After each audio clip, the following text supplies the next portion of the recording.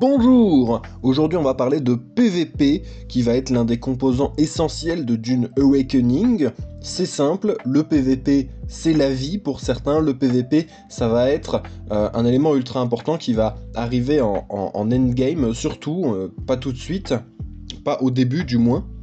Et aujourd'hui dans cette vidéo on va parler du PVP et je vais vous expliquer tout ce qu'il y a à savoir sur le PVP dans Dune Awakening, à l'heure bien sûr où j'enregistre cette vidéo. S'il y a des nouvelles informations qui sont sorties, je ferai des mises à jour. Premier point, comment fonctionne le PVP? Ce qui est important de comprendre, c'est que Dune Awakening a un PVP qui fonctionne par zone.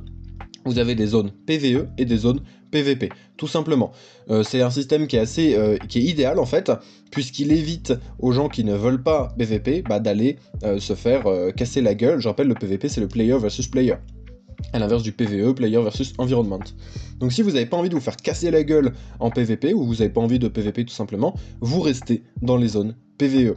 Et en fait, alors, il y a, comme vous le savez peut-être, Dune Awakening aura une map qui sera répartie en 3 grandes zones, c'est-à-dire les hubs sociaux, le Haga Basin, qui est la grosse zone PVE, et le Deep Desert, qui est la zone procédurale qui changera chaque semaine, et qui sera très axée sur le PVP, sur les gros donjons, et sur les gisements d'épices, les écolabs, les vaisseaux écrasés, des choses vraiment de endgame en fait. Le Deep Desert c'est le endgame, et donc au sein du Haga Basin, il y a quelques zones PVP très délimitées, mais la majorité étant PVE, et le Deep Desert est l'arène principale du PVP. C'est là donc qu'il y a les vaisseaux écrasés, les écolabs, les sitches, les installations Fremen, les gisements d'épices, qui sont les grosses activités à faire à la fin du jeu, et évidemment les bases des joueurs, les bases des différentes maisons, et ça va être la zone où vraiment on va pouvoir se taper, vu que le PVP sera totalement ouvert. Il n'y aura pas de base raiding, c'est-à-dire que vous ne pouvez pas aller attaquer la base d'un autre joueur. S'il alimente ses générateurs de boucliers, vous ne pourrez rien faire, mais à part ça, le PVP sera extrêmement ouvert. Et c'est, je trouve, un bon système. Je rappelle que Fallout 76, le jeu d'où je viens et auquel j'ai beaucoup joué, avait un espèce de système mixte chelou, où c'était du touche-touche, c'est-à-dire tu tirais sur un mec, il fallait qu'il te tire dessus pour activer le PVP. En fait, c'était complètement déséquilibré, et un mauvais PVP contribue à ruiner un jeu.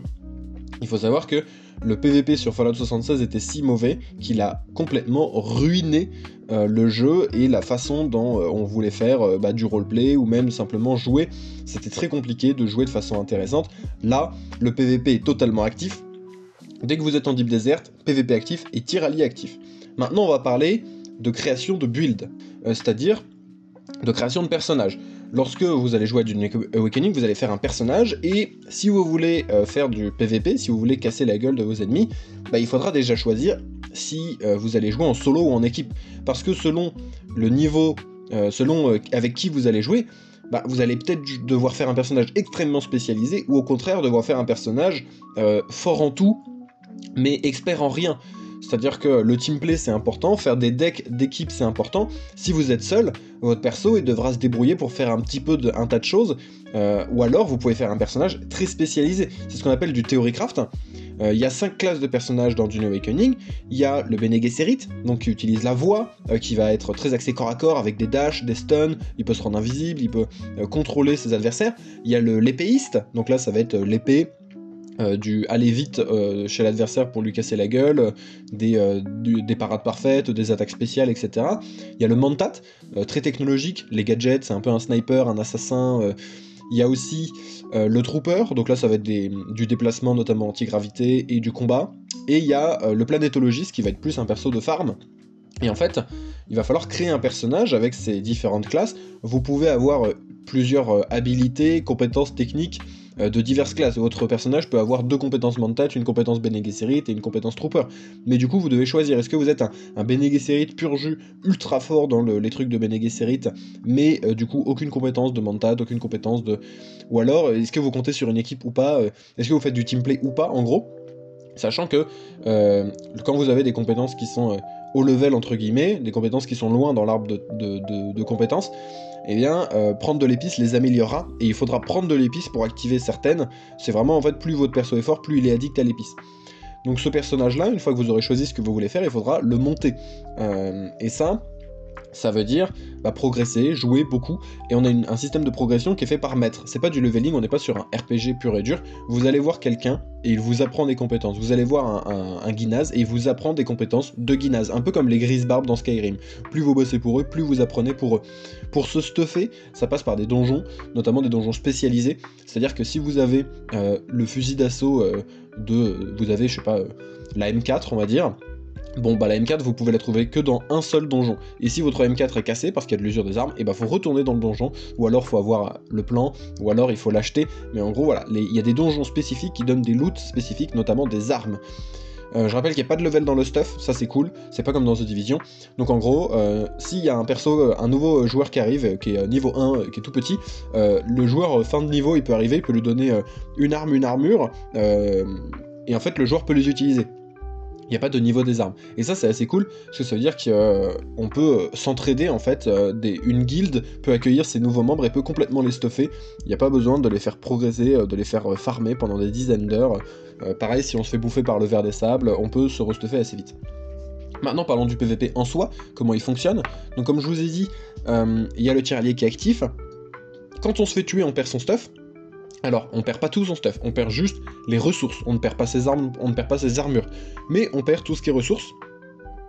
La nourriture peut servir à buffer, l'épice peut servir à buffer, c'est-à-dire que vous prenez de la nourriture, vous êtes un peu plus fort, vous avez peut-être plus de vie, enfin voilà, des petites choses, c'est pas essentiel pour la survie la nourriture, mais ça peut être cool pour avoir des petits bonus en PVP, et le système est un système pierre-feuille-ciseaux, c'est-à-dire que vous avez les boucliers, les lames, et les armes à feu, et en fait c'est l'un gagne contre l'autre, etc. etc. L'épée est très forte, mais il faut arriver au contact, le bouclier peut être utile, mais il demande de l'énergie, et enfin voilà, c'est un système assez compliqué.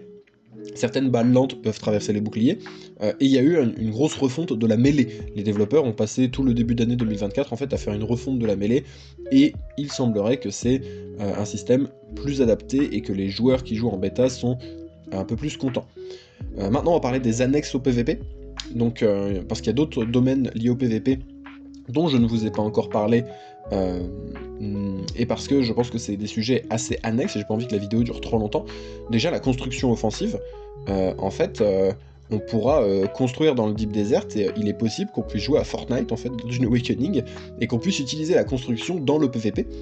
Il est aussi possible d'utiliser les véhicules, évidemment, parce que les ornithoptères ils ont des missiles, il y a des tanks avec des lance-flammes, il y a plein de choses, donc les véhicules peuvent être utilisés en PVP. Pareil, on est dans une dynamique plutôt d'équipe, pas forcément individuelle. C'est possible de jouer seul à Dune Awakening, mais globalement une équipe c'est bien. On peut discuter de l'utilisation du ver des sables de façon offensive, c'est-à-dire que je pense qu'il est possible d'avoir des tactiques du genre on fait venir un ver des sables sur nos ennemis et ils les mangent en fait. Et évidemment, la question se pose, y aura-t-il un système d'armes légendaires? Donc là je repense encore à Fallout 76, je sais pas si ça existe dans d'autres jeux des armes légendaires, mais probable, ou des armes avec un système de couleurs, violet, doré, etc. Là je ne sais pas, on n'a pas d'infos sur les armes légendaires, on n'a pas d'infos sur les builds éventuels avec des armes légendaires, donc là-dessus je saurais rien vous dire. Toujours est-il que vous avez toutes les infos sur le PVP à l'heure actuelle. Je vais faire d'autres vidéos sur d'autres sujets. N'hésitez pas à me dire s'il y a un sujet de Dune Awakening que vous voulez que j'explore, une facette du jeu dont vous voulez que je parle, et donc je vous invite à vous abonner bien sûr, à rejoindre le serveur français, à rejoindre éventuellement ma guilde si vous êtes intéressé par le roleplay. Il y a un serveur français sur Discord de Dune Awakening, allez-y, à très vite.